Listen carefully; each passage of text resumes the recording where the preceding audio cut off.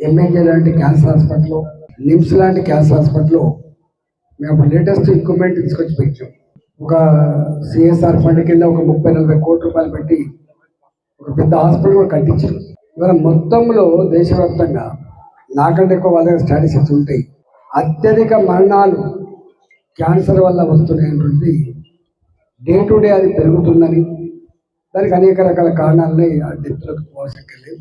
ఏది ఏమైనప్పటికీ కూడా ఇది మనం టెస్ట్ చేసుకుంటే తప్ప ఫోర్స్ చేయకపోయేదాకా దానికి నొప్పి లేదు, ఏముండదు, బయటపడే ప్రసక్తి లేదు. కాబట్టి మనం తప్పకుండా విధిగా ఈ క్యాన్సర్ స్క్రీన్ టెస్ట్ చేసుకోవాలని చెప్పి ఎడ్యుకేట్ చేస్తా ఉన్నాం. నేను ఈ మధ్య ఎంపీ అయిన తర్వాత సిఎస్ఆర్ ఫండ్ కింద ఒక 1 కోటి రూపాయలు వస్తే ఆ 1 కోటి రూపాయలతోటి 4 స్క్రీనింగ్ మిషన్లు 2 వచ్చినాయి ఆల్రెడీ. చిన్న ఎక్విప్మెంట్ ఉంటుంది, పోయి పెట్టగానే తెలిసే ఆస్కారం ఉంది.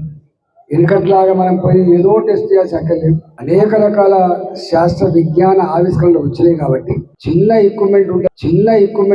25 లక్షల రూపాయలతో ఎక్విప్మెంట్ ఉంటుంది. దాంతో తెలిసే ఆస్కారం ఉంటుంది. కాబట్టి మనం ఒకరికొకరం నాకేమైంది మంచిగా ఉన్నా కదా అని కాకుండా, మనిషి మంచిగానే ఉంటాడు కానీ ఒక్కొక్కసారి ఈ మధ్య విశ్వార్గాన్ క్యాన్సర్ ఎక్కువ పెరుగుతుంది. కిడ్నీ పరంగా కావచ్చు, లంగ్స్ పరంగా కావచ్చు, మీకు లివర్ పరంగా కావచ్చు. ఇక ఆ ఆర్గాన్స్కి ఎఫెక్ట్ అయితే చాలా కష్టమవుతుంది. 20 లక్షలు, 30 లక్షలు, 40 లక్షల రూపాయలు ఖర్చు అవుతున్నాయి. మనిషి కూడా పోతూ ఉన్నారు. కాబట్టి నాకు తెలిసి డాక్టర్ చెప్పుంటారు, అది ఇంకా ఎంగేజ్లో చాలా విగరస్గా చాలా ఎక్కువ స్ప్రెడ్ అవుతుందని చెప్పి వస్తూ ఉన్నాయి. కాబట్టి మనం తప్పకుండా ఇది చిన్న పెద్ద అనే తేడా లేదు.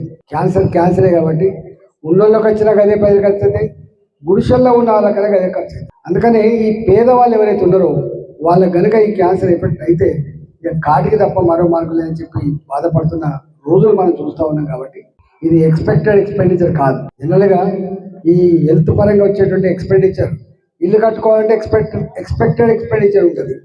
నువ్వు పెళ్లి చేయాలంటే కూడా ఎక్స్పెక్టెడ్ ఎక్స్పెండిచర్ ఉంటుంది.